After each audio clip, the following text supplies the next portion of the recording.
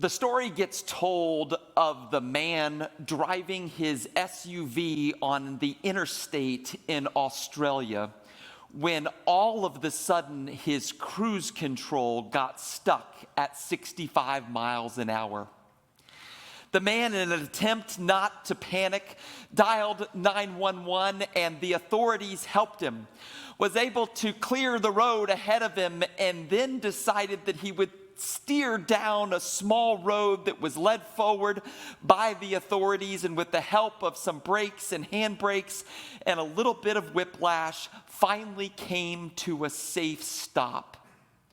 Well, following the incident, the police decided to review what had occurred, and in their review of what occurred, they interestingly enough discovered that the man's call to 911 was actually the second call he made with his cruise control stuck at 65 miles an hour. The first call the man made to the dealership where he bought the car. He was on hold for 7 minutes with the dealership when all of a sudden the service associate answered the call, and the man was telling him that his cruise control was stuck at 65 miles an hour, at which point the service associate offered some not so helpful advice. He said, "Well, if I were you, I wouldn't drive it."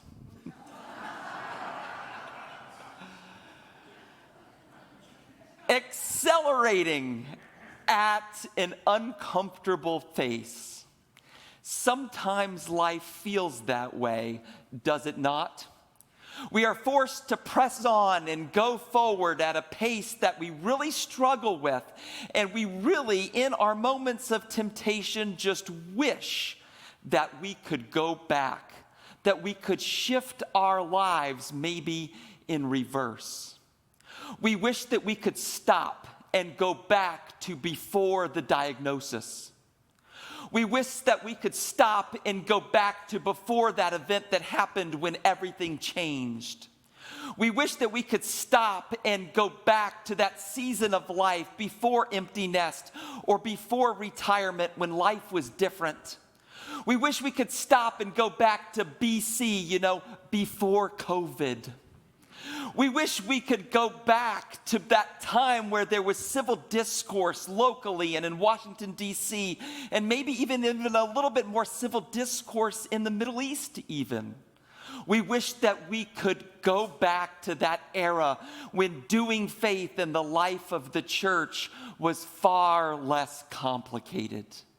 And this human temptation to want to shift our lives in reverse, to go back, when you think about it, has been around for centuries. Pastor Angela and I, in recent Sundays, have been preaching some of the classic Moses stories. And you'll recall in many of those stories, God's people of old in the Hebrew Bible would often complain to Moses, "Moses, can't we just go back to Egypt? Can't we go back to that place that is familiar? Can't we just go back to that place that is comfortable?" So much so that the people irritated God. For many centuries, God's people have wanted to go back. Hence, when we overhear Paul's words of encouragement to the church in Philippi, we become a little bit unsettled. Paul says to them, you've got to forget what lies behind and strain forward, pressing on into what lies ahead. And we share back with the Apostle Paul, "Paul, can't we just go back?" Christian author Tony Campolo likens the temptation that we have, human temptation it is, to want to go back to wherever it was that was more comfortable in our lives, to the story of the little boy whose dad was teaching him how to swim. And the little boy was in the shallow end, and dad was calling him forth, come this way, come this way. And the little boy took 2 hands and 1 foot and began to go like this and say, "Look at me, Dad, I can swim, I can swim." All the while keeping his big toe stuck to the bottom of the shallow end. And this morning, Paul says, lift that toe, lift it, go forward into the unknown future, and God will meet you there. So often in the history of God's people, they were encouraged to lift the big toe. Not only the Israelites in the Hebrew Bible, not only the church in Philippi, but also the disciples. And I read about someone else this week who was encouraged to lift that big toe and go forward.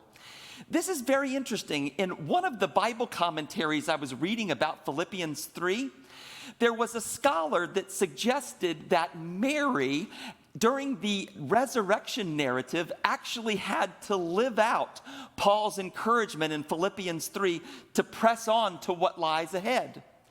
The scholar claimed that you'll recall that Mary showed up at Jesus' tomb, and there she was weeping, and the angels came to her and said, "Woman, why are you weeping?" And Mary had been looking for Jesus back in the tomb, back in the last place that she knew Jesus was, back where she knew Jesus was going to be, or was forevermore perhaps. But it wasn't until Mary looked out ahead of her, looked forward, initially mistaking Jesus for a gardener, but then understanding that it was him. It was then and only then, when she pressed forward, that the presence of the resurrected Christ met her out ahead in that unknown future. And you say, well, preacher, is Paul just saying here, well, we just got to move on from the past? I don't want to cheapen that or to make it oversimplified. For my sense here is that Paul isn't saying, look, you just have to move on, because I think it's important that we claim the past, remember the past, perhaps have gratitude for the past, learn from the past. But if our past isn't settled, if we're not willing to acknowledge it and accept it and forget about it, then we struggle to move forward in our lives. And Paul, in this moment, locked in prison to the church in Philippi, is saying, I've been in ministry with you before. It was a wonderful time of ministry, but now I am in jail, either in Ephesus or in Rome. And you are in a different era as well, and we would be wise to press on. For if we press on into the unknown future, it is there in that space where Christ will meet us. That ever happened to you in your life? You decided to forget about what was in the past and you pressed on, and in that unknown space, God met you there? I recall a conversation I had with a woman in her late 70s some years ago. And the woman was sharing back with me a very hard story about her spiritual life. She had been part of a church in upstate New York for almost 37 years, she and her husband and family. And due to a schism in the church and some conflict in the church, she really went through a desert period in her spiritual life and did not know what to do after having been part of that church for 37 years. And so in a moment of desperation, she actually decided to go and seek some wisdom from the community rabbi. And she sat down with him and she shared with him the story of the struggle that she was having. And the rabbi considered what was being shared, and he quoted back to her a bit of wisdom from Rabbi Akiva, a rabbi who lived in and around the age of the first century. And it was simply this: at some point in the journey, you have to stop throwing mud into a well from which you once drank.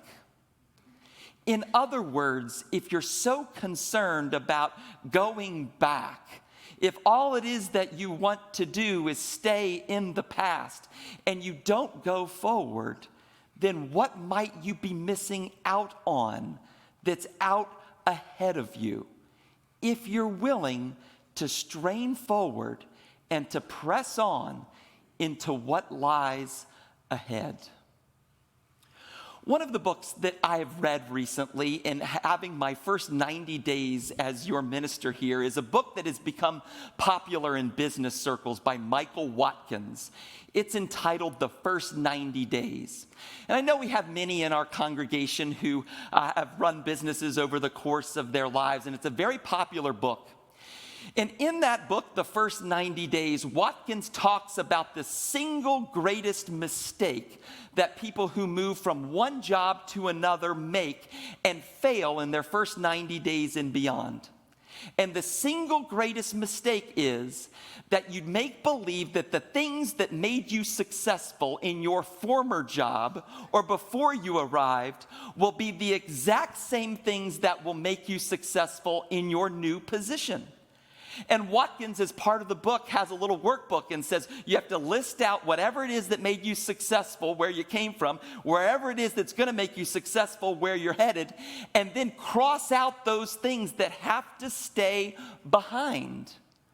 And when I made a mental note and did that in my head, I said, wow, this is so uncomfortable for me to do. And you know what my sense is, though? That God will meet me in that space, out ahead, in that unfamiliar territory, in that unknown. For there are times in our lives where God meets us back when, but then there are other times when God promises to meet us when we strain forward and press on. I'll close with a final note about the Hebrew Bible. Something about the Hebrew Bible or the Old Testament that you may have never heard before. When it comes to real estate in the Hebrew Bible, Egypt is often referred to as either Egypt or Pharaoh's land.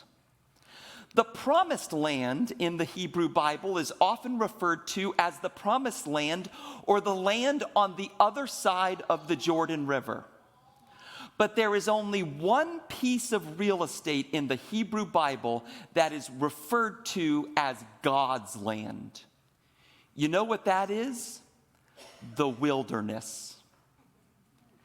Translated into Pauline vernacular, if you are willing to settle the past, to forget what lies behind, and strain forward into that wilderness that is out ahead, God will meet you and bless you in that space. If only we could lift the big toe.